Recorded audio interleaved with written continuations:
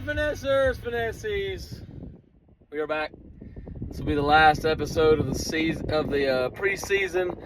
I won't be needing these proper PPE, Evan.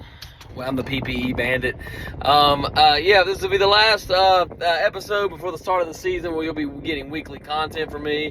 So we're just gonna go over a couple things today. Easy stuff. I'm basically just reviewing week one in fantasy and reality. We're looking at the matchups of our league. I might throw a couple jabs in whom I might think whoever might draft. I think we all know who most people are going to draft. Most of the people are just an open book as far as what they do. They have the same team every season, Calder. So I'm gonna go through the primary part of this segment will be the week one review of the NFL season. Nothing serious, and we're just gonna go through each and every game. Get out of the way. This is golf. Hold on. There we go. All right. Almost had a wreck, Clay, so you would appreciate that a lot. That car right there is none too pleased with my antics. But he'll be fine, and if he can guard me, I would let him continue with his banter. But since he cannot, I will continue moving forward. Boom. Here we go. Fantasy football. This is going to be the reality segment. First game, this is going to be 16 games, all of which are pathetic and rigged thanks to one Mr. Roger Goodell, who has a proclivity to line his pockets at the expense of my happiness. But the first game is the Taylor Swift Bowl. I mean, we all know what it is. She had an agreement with the league to let her use her arenas for a bunch of people like my sister who are brainwashed into cultic activity in regards to Taylor Swift. Her music's just not good. Gary, I hate that you believe that, but the cultic followers, the sadists of the Taylor Swift generation, their followers, it's insane. I don't get it. But anyway, they rented out Taylor Swift's concerts to these stadiums. $4 billion, billion dollars revenue in the offseason alone for Taylor Swift. So that's just nauseating. And during the regular season, it was $335 million of revenue. Of revenue with just merchandise alone. We're talking about the people, the extra eyes that go on the game because of people like my sister who don't know what the difference between a football and a soccer ball actually is. But she tunes into the game at the off chance of, I might see Taylor Swift. Okay, if you do, that's fine. Let me tell you what else you can do to see Taylor Swift. Type in Lucifer on Google. She'll probably pop up along with the rest of her sadists and cultic bands. Boom. Next, moving on.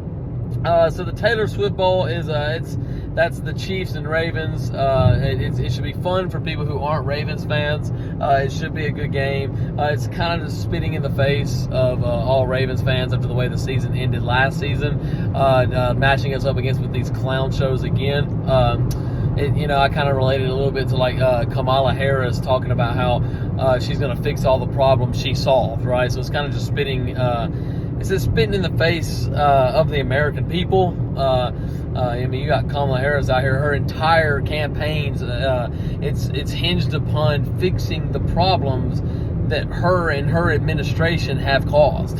So it's kind of asinine. I know the American economy, I'm being asinine. But yeah, that's that. The next game we're going to go to, this is a green on green crime. We got the Packers and the Eagles. I don't know if you guys know much about this. There's a soccer team over there that the primary rival team is green.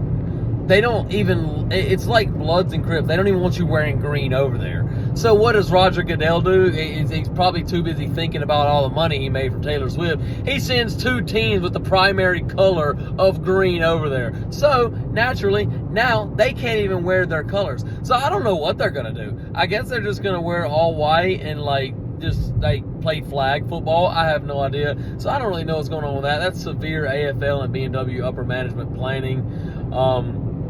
So that's just really not thinking things all the way through there. Calling middle school Andrew and not thinking things all the way through. Let's see what else we got here. The Bills and Cardinals. Man, there will be less defense in that game than the border wall. I mean, I've seen better defense mechanisms at the border. Man, that is just going to be tough to watch. I don't think I don't see many stops. I don't mind the Cardinals' offense this year. They actually do got quite a good bit of weapons. So we'll see. We'll see what happens. Let's see. And the thing, Josh Allen, he don't have a lot of weapons, but he's got his two legs that he has no problem running you over with. The dude's 6'5", 250, runs a 4.4, and he has inflated stats. He's like the Kevin Durant of basketball. Next one is going to be our first backyard brawl, our backyard beating, pure lobotomization by the hands of Joe Burrow to the New England Patriots. I don't particularly see a situation where the Patriots, there's no way they score over 17, and I don't see a situation where the Bengals score under 30.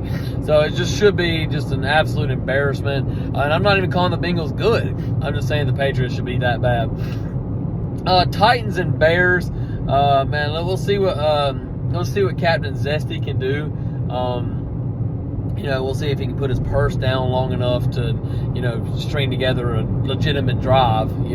He's got all the assets he needs. Them and the Texans, they've got a nice trio of receivers. And I mean, all of them can catch balls pretty well, stand by. And so I think he should do okay, but then again, he might be too busy painting his nails. So let's see what else we got here. Oh boy, worst game. This is going to be just hard. The Panthers and the Saints. I'm serious. I'd rather take a scalpel and just pry my eyeballs out. If you like falling asleep, this is the game for you. If you like your Sunday naps, turn it on Fox, baby. That'll be the one for you. It literally reminds me of that scene in that movie Bird Box where they're like holding their eyes open, like I don't want to look. I don't want to look. You must look. It's just gonna be horrible. And that's one of them games that if it was on like tonight, I don't know if I would watch it because that's just very difficult to even fathom putting something so pathetic on national television. Calling us South Carolina Gamecocks on having a pathetic display on national television. Let's see what else. Oh, this is a game I like. The Squealers and the Falcons. I actually think the Falcons win this game. I high-key think the Falcons win this division. Now, granted, that's like being the world's tallest midget, but still. I think it should be a close outcome until they kind of pull away at the end. Calling a 2020 election on being a close outcome until 3 a.m. where inexplicably 800,000 votes all went Biden's way and he kind of pulled away at the end. Let's see. Yeah, and it's like I said, it should be. I think that'll probably. I seriously think that'll be one of the closest battles of the season. Calling out Joe Biden and Herbert Hoover on having a close battle in regards to the worst presidency of all time. And then the Jags in Miami. Yeah, this game legitimately might finish at 8 p.m. I don't see many people stopping the other. It kind of looks like when college students storm the field and the guy just kind of lets them go by. That kind of is what it reminds me of. Let's see what else we got here. Texans and Colts. There once became a time where this game, I'll tell you what, Dodge Challengers, boy. This game a few years ago, brother, I'm serious. There's not many other things I would have rather not done than this. It's just would not have been a good thing. But now we have an embarrassment of riches at receiver.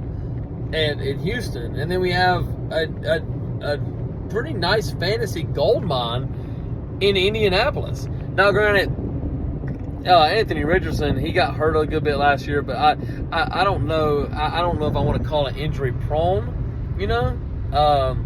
But like I said, he did get hurt several times last season, but I think he was like QB3 at the time. That has a lot to do with Evan drafting him because Evan probably gets the most spoon-fed in this group, but that's neither here nor there. Let's see what else we got here. Who else do we have here? Oh, that cop's pulling somebody over. The Raiders and Chargers. Lord have mercy. That's going to be so incredibly bad. Both teams should kind of go at a slow pace. Both teams like to run the number. They like to run the ball. So I wouldn't expect the final score to be, I wouldn't expect it to be a super big number. Call no Biden's approval rating on not being a big number. I just don't see it. I don't think either coach is good. I don't really think either team is good. I think the Raiders, low key, I think the Raiders win just because they have a better defense. I really do.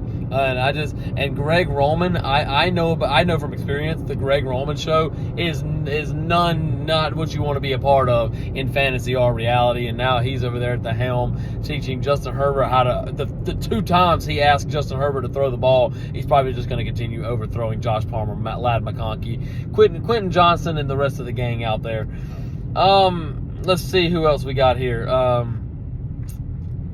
Let's see. Broncos and Seahawks. This game, low-key, just kind of gives me the heebie-jeebies. I'd kind of rather run through a cornfield backwards than watch this game. There's just something about it. The Broncos are just not going to be a good team. Seahawks are not a bad team. They're just kind of boring, It's like drafting CMC, It's just boring. Like, you know what you're going to get. And, it's just, I don't know. I don't know what it is. Just, like I said, it's not for me. Let's see what else. The Browns and Cowboys. I think that starts our second game in the 4 o'clock slate. Those defenses, that's probably not going to be a ton of scoring. Both defenses are pretty good. It might be it might be one of them like 27, 24. I don't know. It might be up there. It's kind of hard. I feel they both have good corners. The receivers might get locked up. All no Georgia Bulldogs on having receivers getting locked up. It's one of those games, man. So let's see what else. The Bucks and Commanders. This game, it doesn't excite me, but man, it's kind of intriguing. Part of me just wants to just fly through it, just fast forward through it. I don't know, calling Rashee Rice on blowing through stuff, but. There's some toys. You got TGK, my Prince Charming Pookie Bear, and a shout out to TGK. And then you got Jaden Daniels in town. It should be fun. At least see what Jaden Daniels is made of. We'll go down. Oh, the Rams and Lions. This has the highest over under at 51.5. I'm taking the over. I mean, are you kidding me? I just don't foresee a situation where this final score, both teams don't end up with 30 plus. I don't, it should go over that. And then finally, the Jets and 49ers. Listen, we'll see if Rodgers can get to 4 plays this time. It's unlikely. This didn't last all that long, and caught our group on not lasting long. What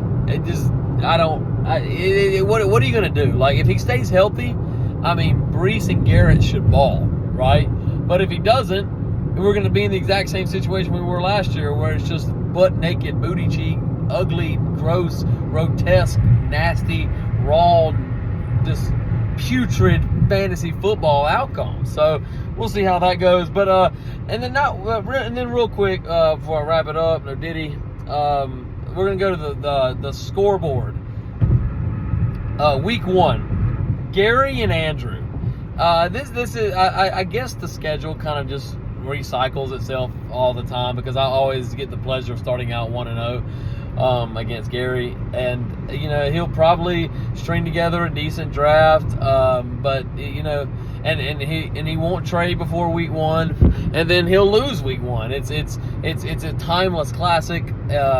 It's hold the test of time. So it's just one of the, what is he gonna do? You would think he switched things up after taking steady L's. Kris Jenner, Caitlyn Jenner, whatever their name is, on switching things up after taking steady L's. And then next one we got, let's see here. Oh man, Calder and Skeet, that's good TV, man. That's good television. Both of those guys, they'll probably have already swapped rosters by that time anyway. So, but anyway, really looking forward to that. Cheese and Scoggins, you know, I'd love to say Cheese will even see this, but it's very unlikely. I don't see a situation where he even responds to this, much less sees any of it, or if he even shows up at the draft on time at all. Then you have Galt and Evan. Going back in there, Evan's trying to redeem himself for the 2021 debacle. The trinity of Kyler Murray, Ramondre Stevenson, and Hollywood Brown getting a total of 9 total points. Thus sealing Galt's probably one of the most spoon-fed championships I've ever seen. And then you have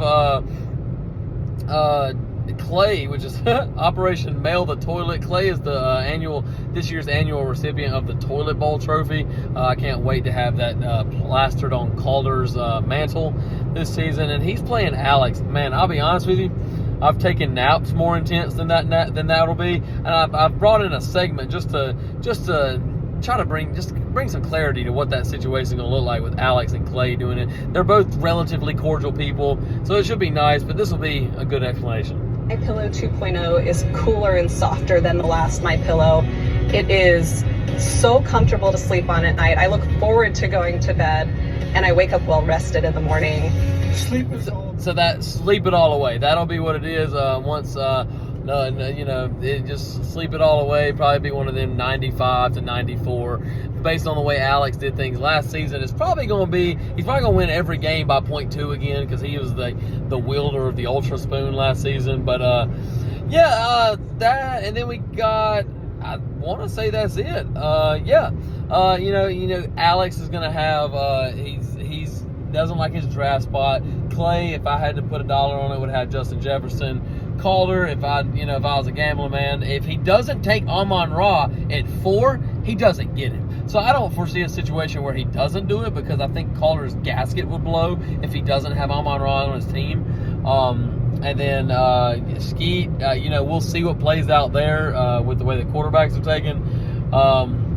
Gary will probably just have just a boring. If I was a gambling man, which I am, I'd say Gary's at 7. It's hard to say with Gary. I could see Gary with a Jamar Chase. I really could. And then Galt. I literally have no idea what Galt's going to do. Eckler's not here, so I have no idea. But yeah, that's about it, boys. Like I said, this is probably it for me. I ain't got a whole lot of content this season. Call no ESPN on not having much content to put out nowadays. But that's just about it for me. I will do it again. I was glad I was able to make it 20 minutes in here. Stand by. And we'll like I said, it's almost football season, boys. We are ready. It's time. 2 weeks, 1 week till the draft. Let's go.